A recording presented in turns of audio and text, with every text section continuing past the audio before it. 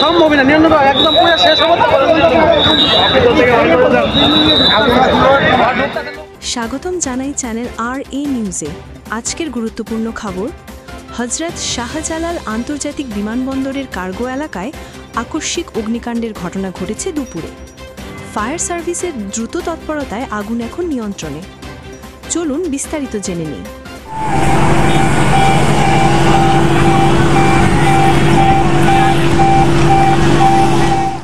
ঢাকার হজরত শাহজালাল আন্তর্জাতিক বিমানবন্দরের কার্গো এলাকায় আজ 18 অক্টোবর 2025 দুপুর আনুমানিক 2:15 আকস্মিকভাবে আগুনের সূত্রপাত ঘটে। ঘটনার খবর পেয়ে বিমানবন্দর ফায়ার সেকশন, বাংলাদেশ বিমান বাহিনীর ফায়ার ইউনিট এবং অন্যান্য সংশ্লিষ্ট সংস্থার সদস্যরা দ্রুত ঘটনাস্থলে পৌঁছে আগুন নিয়ন্ত্রণে আনতে যৌথভাবে কাজ শুরু করেন।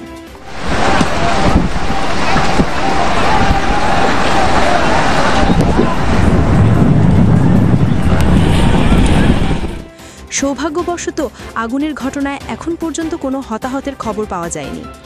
বিমানবন্দরের সব ধরনের ফ্লাইট অপারেশন বর্তমানে সম্পূর্ণ স্বাভাবিক রয়েছে। বিমানবন্দর কর্তৃপক্ষ সবাইকে নিরাপদে থাকার ও গুজবে বিভ্রান্ত না হওয়ার আহ্বান জানিয়েছে। আগুনের কারণ ও ক্ষয়ক্ষতির পরিমাণ জানার জন্য তদন্ত চলছে। পরবর্তী আপডেটে বিস্তারিত জানানো হবে। সর্বশেষ খবর সবার আগে জানতে সাবস্ক্রাইব করুন আমাদের চ্যানেলটি আর লাইক শেয়ার করে পাশে থাকুন চ্যানেল RA নিউজের সাথে।